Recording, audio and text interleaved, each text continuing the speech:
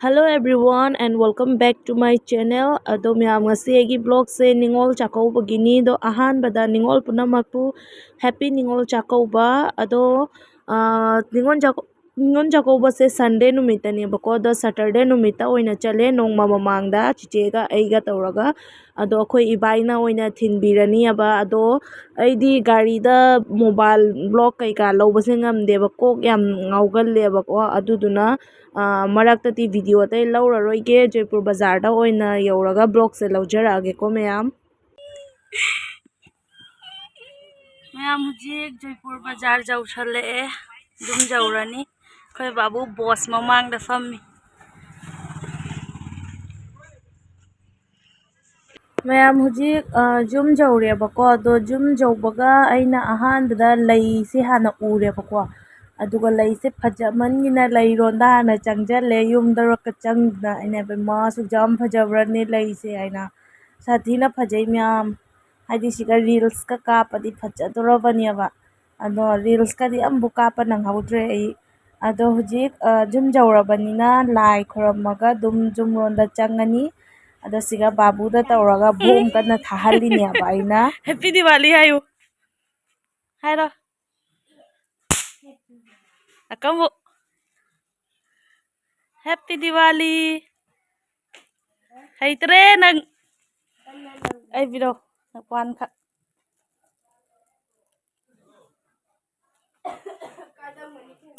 Happy Diwali hay sao rồi ba nang nang thaba wow Happy Diwali ama kaka ai hay te ma'am सिसे अखोगी जुमदा पांजाबा लई खरानी बको खमाना थाबदो यंगलैनी बको आदि सि अखोई थोंगान जंगबदुनिना को दो अखोई बाई से अखोईदा थिलमगा हनग्रे बको अदुदुना थिंदोको ओइना चटपदा चंगकपदा लईसिंगजे उरिने बको ओइना दसिकसु लई फजा फजाबा याम पाले अदो लईसिंगजिगी ममिंगदि अमता खंग्रे अदोइसु यामनदि फजाबनेबा अइजे लईदा खरा ngawjaba हाइतारे असागी व्हाइट कलर दुसु उबदा युम जंगदना लईदा हान जंगिदुनी अदो हुजिक संदा तारे हाइना सिगा चिचेगा आइगा से पुन्ना दुम हैरोक लैरे एबको निंगल चक्काओबगिनी हाइना तोंगान तोंगाना लैद्रे पुन्ना दुम चटलाबनिना पुन्ना दुम कनो तौरसे हाइना अदो संदा ताराबनिना युमलाई कैकादा कथो एबको अदुगा सेना पैसा दखिना पुथोरैनी अब हाप के आइना अदुगा सिगा पुखोय पुदौदसु मिष्टी कैका अदुगैदी हैरोक कैका लैरकपदो खै चेगा आइगना पुन्ना असिगा दुम कटले अदो सिनी मैम असिजना अखोइगी गेट तनी मनिंगी गेट ता हाइतारे दुम सुमाइना डेकोरेशन मचा अमा तौयाबा अइसु फुल चरिसी अमा थागे कदोंदनो हंग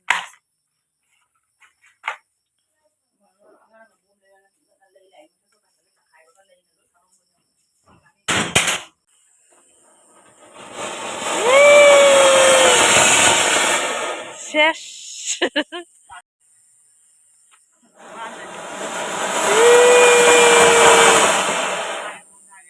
ये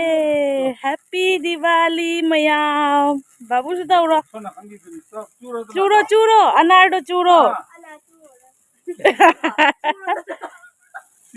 से सिनो चूरो पापा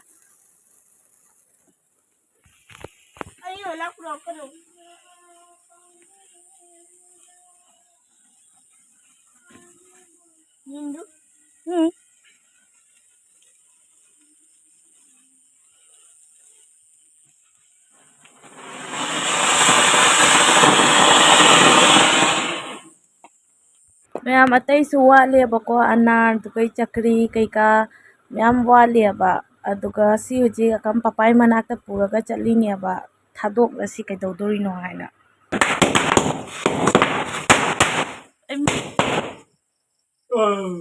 से सिगा मैम लैरे दुपा बाबू ने था रहा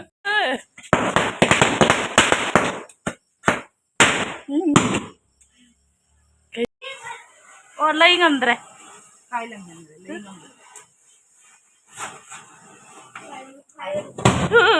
hoy ne nhưng mà tôi lấy một cái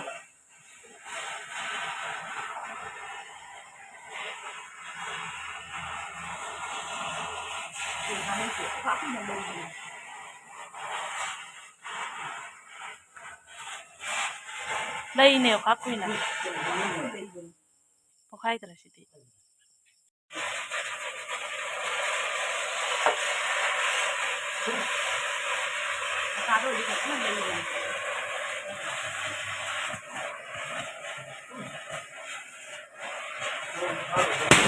마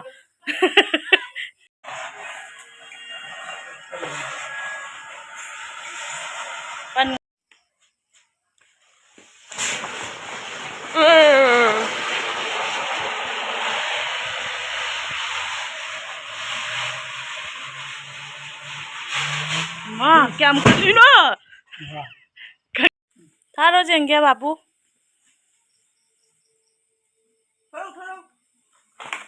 थलो थलो थलो इसको क्या हम कौन चला इन्होंने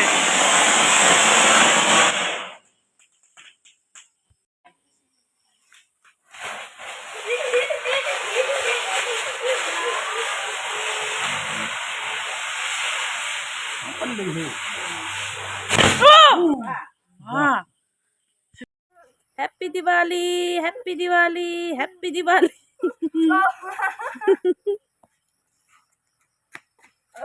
हैप्पी दिवाली हैप्पी दिवाली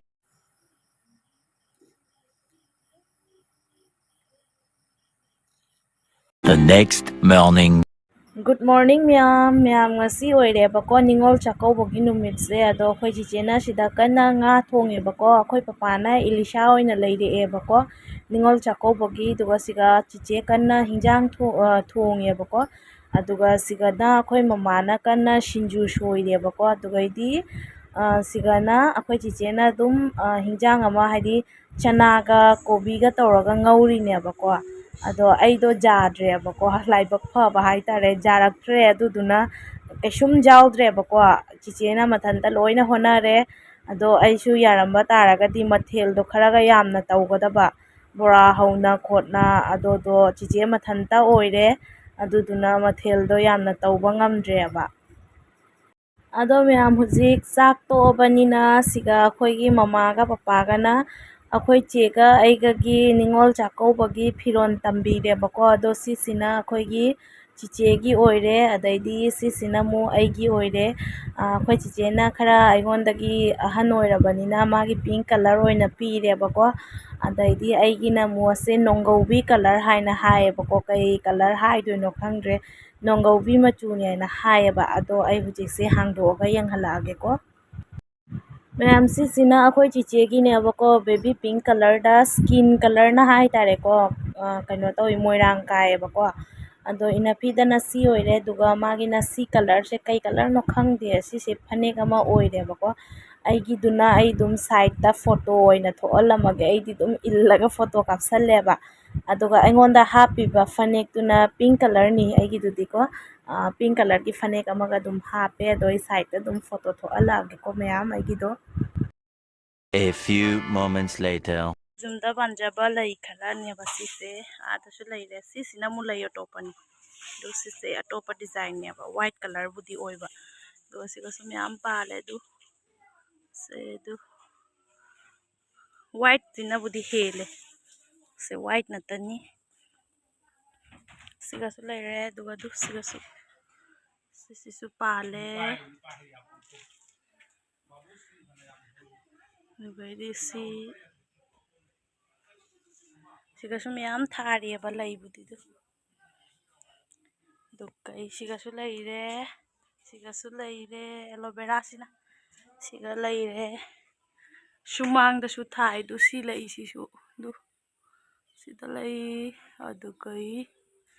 तो से लेरे सिगा हनुमान ममैसु पाले सिसु पाले व्हाइट कलर की मचा मचा अदु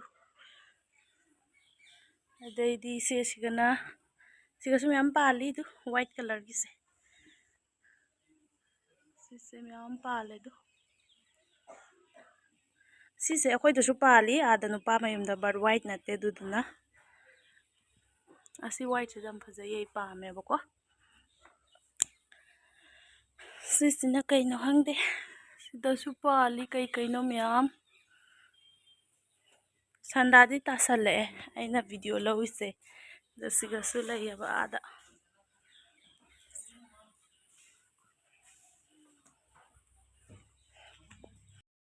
ꯑꯇꯩꯁꯨ ꯁꯤꯁꯤꯅ ꯖꯦꯅꯝ ꯁꯣꯝꯗ ꯖꯦꯅꯝ ꯑꯗ ꯁꯤꯒꯁꯨ ꯂꯩꯔꯦ ꯑꯗꯨ ꯂꯩ ꯁꯤ ꯂꯩꯁꯤꯁꯨ ꯄꯥꯜꯂꯦ ꯀꯥꯏꯗ ꯑꯗꯨꯒ ꯁꯤꯁꯤꯅ ꯍꯥꯎꯂꯩ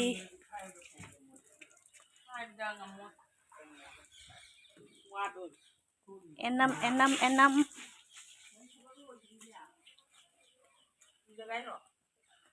ꯑꯗꯒꯤꯁꯨ